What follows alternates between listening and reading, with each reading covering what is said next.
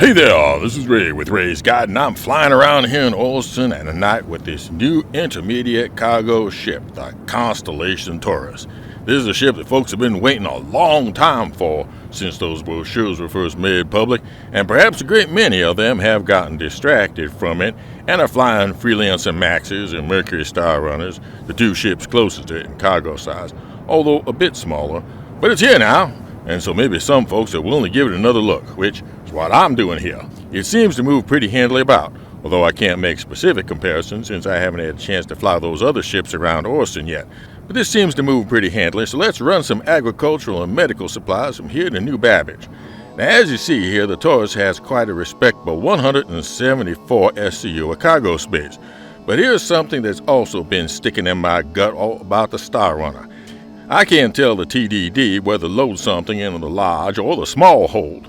The brochure says that the small hold is shielded, just like on the Star Runner, so I want to put the expensive stuff, the medical supplies, in the small hold so the troublemakers will only see me filled up with the cheap stuff not worth the trouble.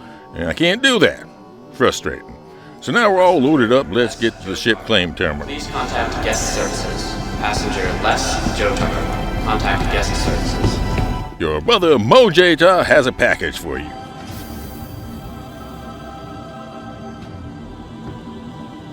So here we are in it's a big ship. It may have 54 more SCU than a Freelancer Max, but boy is it way larger in every respect than that. Makes me really appreciate the compactness of the Freelancers. If landing on a rugged, unimproved outpost and fitting through small jump tunnels is important to you, then by all means stay with the Freelancer Max. The Star Runner is more comparable in size, wider but shorter, but that's because the Star Runner devotes so much space to scanning and data processing, neither of which is present on the Taurus. The entire Constellation line uses cargo lifts rather than ramps, so let's lower this one and see. And at first it looks a lot like a Constellation cargo bed, 4 crates wide and 3 high, but as we move around, we see that the bed has 14 rows of crates instead of just 8. So while the Freelancer Max topped out its cargo by going wide, the Taurus gets it by stretching the length. So let's go up to the passenger lift and you'll see that the front of the craft looks very familiar to anyone who has spent any time in the Constellation series. But let's first take a further look at the cargo area. And as I do, I realize how spoiled I have become with all the extra little niceties of the recent new ships I've seen. I've gotten used to the idea that I have a control panel next to a door. I've gotten used to the idea that there are light switches that I can use to turn on the lights in just one room. I've gotten used to the idea that there are ship storage bins all around, and that a panel with the name of a component on it, you can open up that panel and work on that thing, rather than just what I presume is a reference for factory authorized service teams. Now, behind the cargo bay is an engineering bay, except nothing really available to engineer yet. And then through the door that on other kind of models would lead to the Merlin or Archimedes, the shielded bay for 6 crates of cargo. So here we do the math. 3 by 4 by 14 is 168 SCU of cargo on the main lift. And then 6 more here brings it to 174, the rated cargo capacity of the Taurus.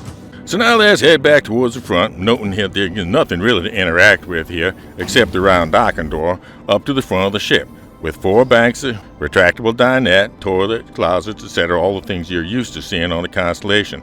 Till I get to the turrets, and here there's a difference. The bottom turret does not have any guns. It has a tractor beam, which, since it will be lined right up with that cargo lift, is a pretty convenient spot for one. But it does mean that you will have a substantial blind spot on your underbelly, something to keep in mind. So let's pull out of Austin on this fine morning and talk some about the role of this ship as we slowly climb up to quantum altitude. And talking about the place of this ship is in large part a hard thing to do, because so much is still unknown about the future of the hauling profession. So for example, maybe the Taurus will be the Goldilocks ship, with more cargo than the medium ship, but less operation overhead than the big Caterpillars and Hercules. Or maybe it'll be the anti-Goldilocks, too big and clumsy for the small jobs and too small for the big ones. But until the hauler situation is sorted out, I have no basis to say, and neither does anybody else. If they say they do, they're just messing with your head. On the other hand, cargo ships are called on to do things besides moving boxes of freight around. Sometimes they haul vehicles. and that lowerable bed may make driving them on and off easier.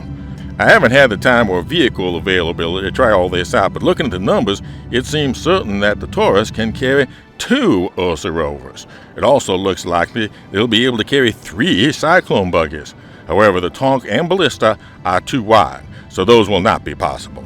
But there's a lot of vehicle hauling scenarios where the Hercules is clearly more than what is needed, and so for those civilian missions, the Taurus may be just the right capacity.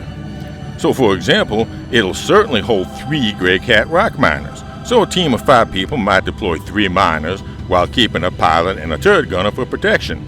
That will undoubtedly lead quite a profit per hour while warding away the miscreants that prey on mining buggies. And then with that tractor turret, the Taurus might be a big deal in the scavenger role. That's the part of salvage where your team goes out cutting out saleable components from wrecks, and then you use that tractor turret to grab them and fill up the cargo deck easy. There are a couple other ships that I have pegged as possibly being good scavenging ships because of their convenient cargo loading and tractor beams. The Nomad at the lowest end, and then the Cutlass Black, and the Caterpillar at the high end. The Taurus might fit very nicely in the middle of that group. Finally, getting to quantum elevation, we see the trip from Crusade to Microtech will take about 376 fuel out of a total capacity of 3,000, which shows that this is a ship that can be able to fly missions between stars on a single fueling.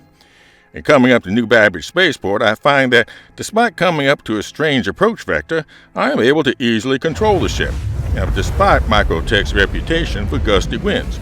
Maybe I'm just lucky today, but I've had too many white-knuckled approaches to New Babbage and Caterpillars and Starfares not to notice. Which is another thing to point out. Despite all this strut work, RSI is one of the few ship makers to consistently provide you with a view space below the horizontal plane of your ship. So with the Taurus, it is always easy to know where the nose of your ship is. It's that bar right in front of your face.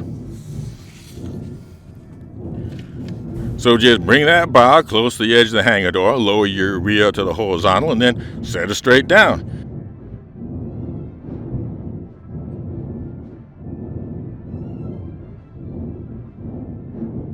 You couldn't hardly ask for easier on a ship this big. So let's give this ship one last look with the lighting on this time, and then head over to the New Babbage Commons to sell. Do the sale of agricultural goods at TDD and the medical supplies around the corner at Planetary Services. And that's the Taurus. Long time in coming and definitely worth consideration for the right jobs. Fly safe, keep it real, and I'll see you in the verse. This is Ray with Ray's Guide. And this is Daniel Raymond with an update on the ship giveaway. We have now crossed the line of 1,000 subscribers. Thank you and welcome to all the new subscribers. I am humbled. We've also advanced more than halfway to the second goal, 4,000 watch hours, to unlock the giveaway of one lucky subscriber of their choice of either the RSI Scorpius Sub-Heavy Fighter or the Gaytech Raylan Xeon Arm Transport. To enter, one entry per video, all you have to do is be a subscriber and comment somehow putting in the secret word. And the secret word for this video is the name of the brother that Ray says has a package to deliver. Good luck. This is Daniel Raymond for Ray's Guide.